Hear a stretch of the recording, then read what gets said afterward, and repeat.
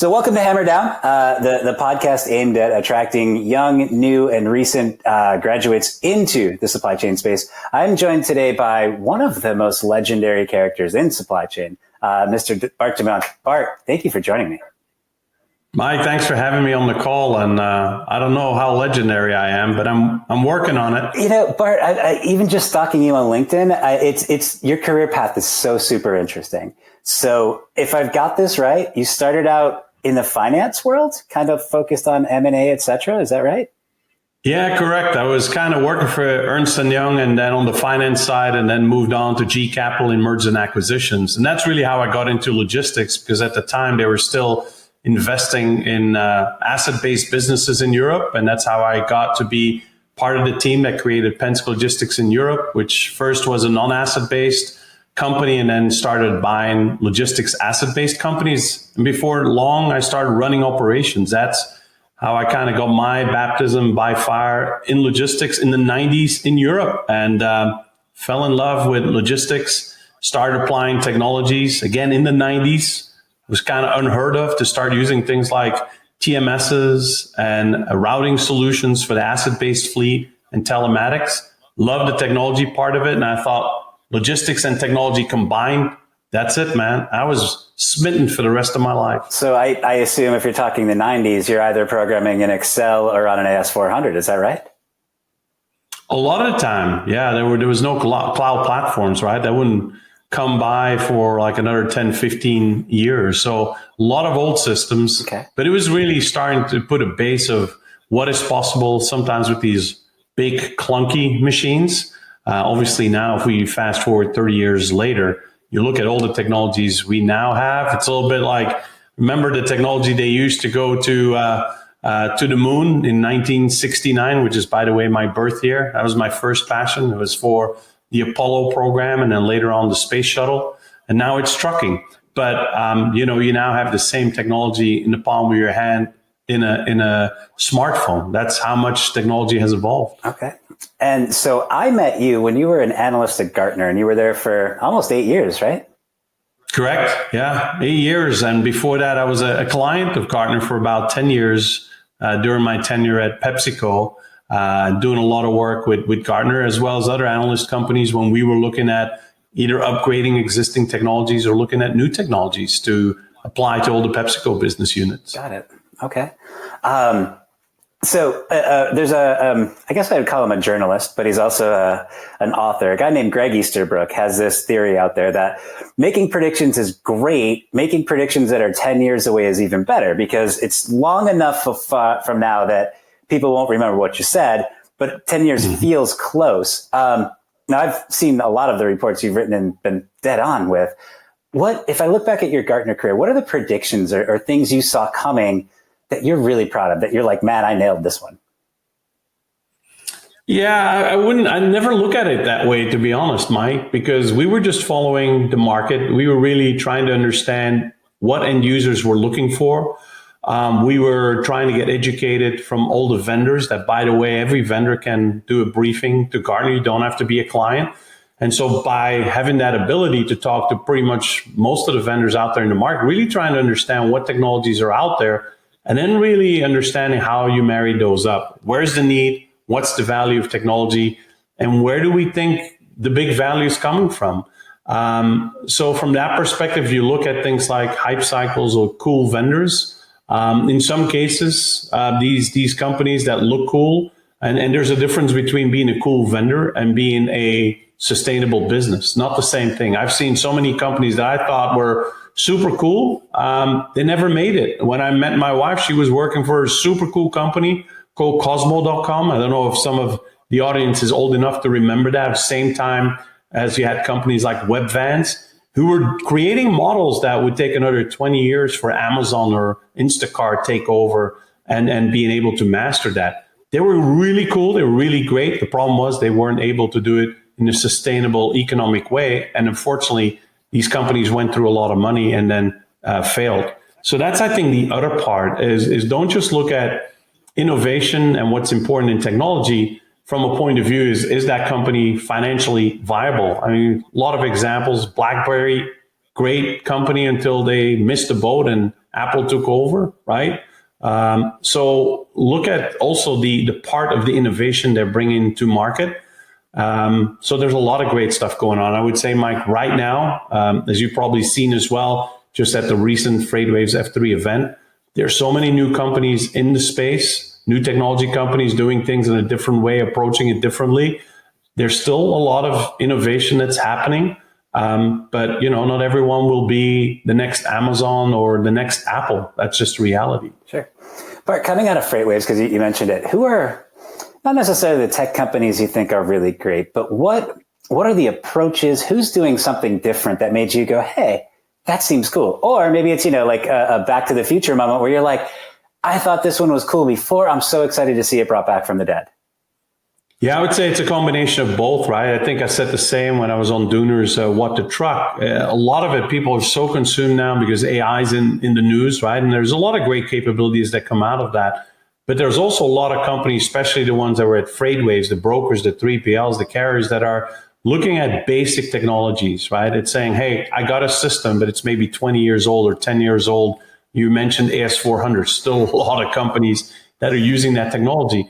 So a lot of it is go back to basics, saying, how can I have a new technology, but that does my basic operations? So very, very valuable. So I think there's quite a few companies that can provide things like a TMS, but instead of this big clunky machine that takes forever to implement and is very hard to use, now you have these TMSs that are a little bit like LinkedIn and Facebook. They're very intuitive, very easy to use, very easy to implement. You get immediate value, and they're very connected, and they are part of a larger ecosystem connected to all these other applications. So I think that's one part of it. And then I think there's those companies that are focusing on areas that maybe have never been looked at before, where we didn't have technologies. We see a lot more digital technologies in the yard, an area that I tried to push for when I was at PepsiCo, never made the strategic plan. And yet the yard is so important, and it's where there's a lot of efficiency that can be gained, but also a lot of efficiency that can be lost if there's no technology out there. So a lot of vision and automation companies focusing on that. I think that's definitely a cool area. I came off the phone with a very young founder that's focused on driver health and overall employee health at asset-based companies, because healthcare costs, especially for those self-insured companies, incredibly high. And he's looking at that and how you can improve the health of people and reduce insurance costs. So things that maybe we didn't look at before, and maybe aren't always look at the coolest, but they're big problems that companies are trying to solve for. You weren't talking to Mark Monero, were you? I was. Awesome. He's lined up to be one of our next guests. Yeah, it was Mark. I love Mark. And, he's such a good that's guy. A good example of something, a newer technology that maybe it took someone from outside of the industry to come up with that and say, hey, this is pretty important. Oh, totally understood. I tell people that we work in the biggest industry, or the biggest small industry in the world, where everybody knows everybody. It's truly crazy to me. Like, you go to FreightWaves and there's 500 people who've known each other for 10 years. It's amazing. Yeah, you keep running into the same people, right? They're the same. Their names are the same. They just work for different organizations. Very, very true. So Bart, post Gartner, you've become an evangelist and an advisor, working with, off the top of my head, I've got P44, Venture 53, Optum, Mojix, Intelligent Audit, Eagle, FarEye, and then starting your own company, Regrello. Is that pretty accurate? No, it's not my own company. It's a company out there as well. It's a little bit different in the manufacturing space. I'm helping them on some things as well. So it's broadening a little bit my scope of the supply chain. And then the most recent one is Manhattan Associates, which I'm helping with as well. So fairly broad across kind of the whole logistics spectrum, with the maybe the exception of the one company manufacturing. And part of my goal is also, it's kind of the network effect, because a lot of these companies are partners in the ecosystem. So I'm kind of that common glue between them. So I help a lot of these companies. And the other part is, a lot of their customers and prospects are the same, right? So it's very synergetic to say, I've got one company who has a customer, which is a prospect for the other, vice versa. So a lot of the work is really, it's advising, but it's also, a lot of it is, as you know, it's networking. It's not always what you know. Sometimes it's also who you know. And I think with Venture 53, that's another great point, is with Venture 53, it's really a network of LPs that invested in the funds that are the who's who within the logistics industry, together with the people at Venture 53 that are people with 30, 40 years experience individually within logistics, that can really help these founders advise them in becoming successful, and in turn make Venture 53 successful, which in turn will allow us to create more funds and invest even more in technology. Just read an article that was published yesterday by McKinsey, who are forecasting in a large survey they did with end users that the prioritization and the adoption of technology and investment in technology is only going to be higher in the future. So people might say, well, technology is cooling down and companies invest less.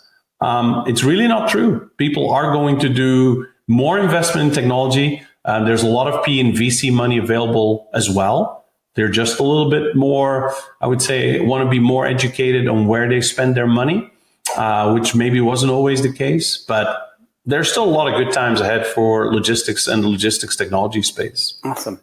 But the reason I started this podcast was kind of, the motivation for it. It was twofold. I got to speak with the former chief supply chain officer at Starbucks, and I asked the silly question of how many countries have you been to taste coffee? And the number was in the 50s, and I thought that's really cool. And then, the other component is like being at the USC supply chain. So I met all these kids who were interested in supply chain, but really didn't know what they were getting into. If I think about kind of your career, and if I ask you about like your experiences here, what would you say are kind of the top experiences you've had either working in supply chain or because you work in supply chain? So like, the Starbucks guy says, I've tasted coffee in 50 countries. That's because the job he works in. What are the coolest things you've been a part of?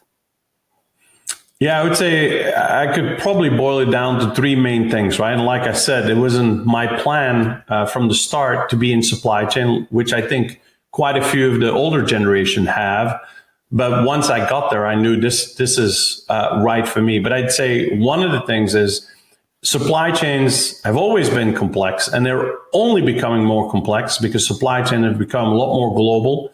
The world is a lot more real-time and disruptive, and that all makes supply chains even more complex. So if you're someone like myself that likes to deal with complex situations and try to help solve for that, it's the perfect area. There's never a dull moment. There's never where you can say, hey, you know what, Mike, we've done it all. We've reached the summum.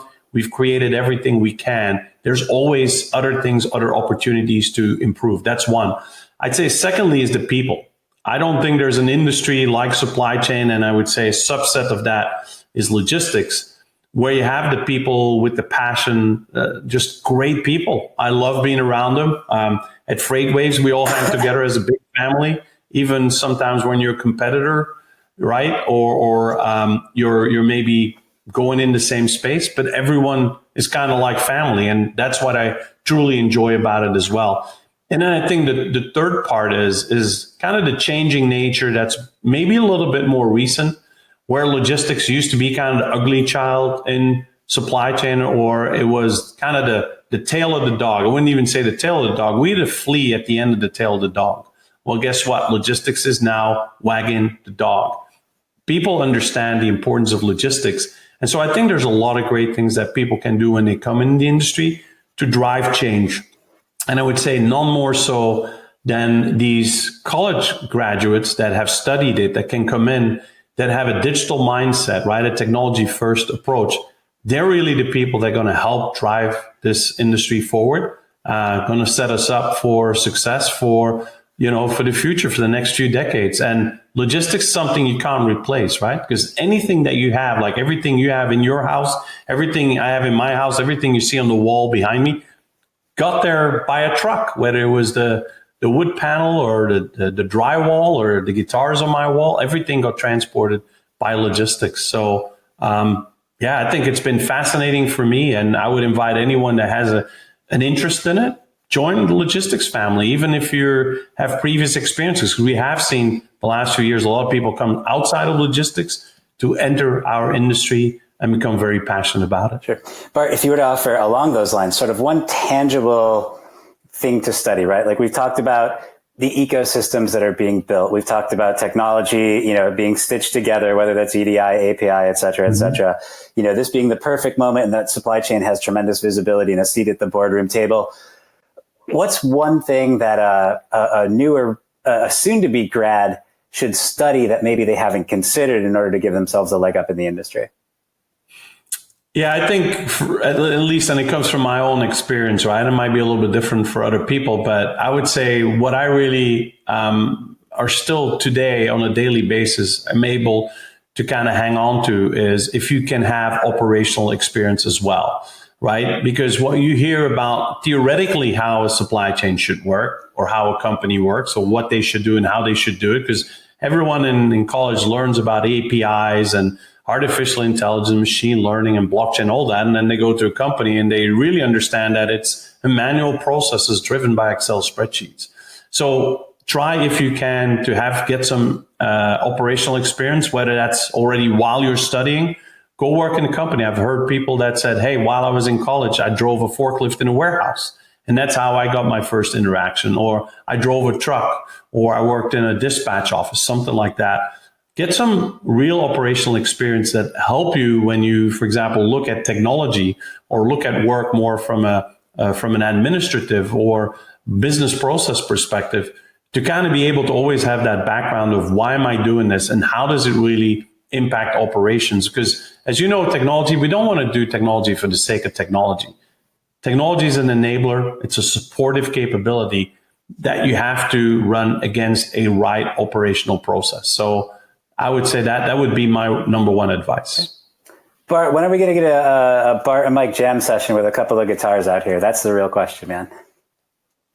Yeah, it could always happen. I haven't played in a while. I'm still very passionate. I go to a lot of concerts still. I'm a big Eric Clapton fan, which is the one you see a little bit on the right. You only see a sneak peek of it. It's Eric Clapton Blackie. I already got my tickets to go see Eric Clapton in London next year. So that's my number one guy. I always feel like when I see those guys, it's like, I really can't play. So I'll leave it up to those guys. And I try to focus on LogTech and learn continuously and be the best. So it's quite a different world, but yet, I share the same passion I have for music, same passion I have for food and wine. And I try to relate that same passion in the logistics technology space. Bart, where can people find you? They can find me either through my website, bartdemuynck.com. Most of my thought leadership you will see on a different website. It's Better Supply Chains with an S, plural.com.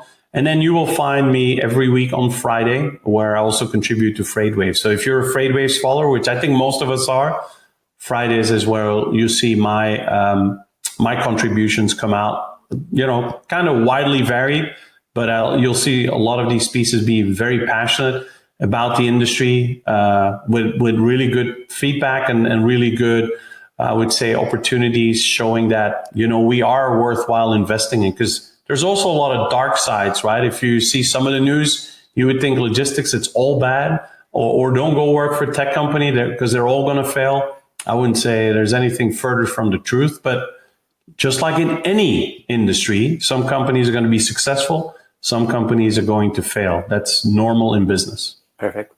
Bart, thank you so much for joining HammerDown. To everybody who listened or viewed the episode, please, give us a rating on Apple iTunes, on Spotify, wherever you happen to get your podcast. Bart, thank you so much for your time, sir. Mike, thanks for having me, and hope to see you again soon.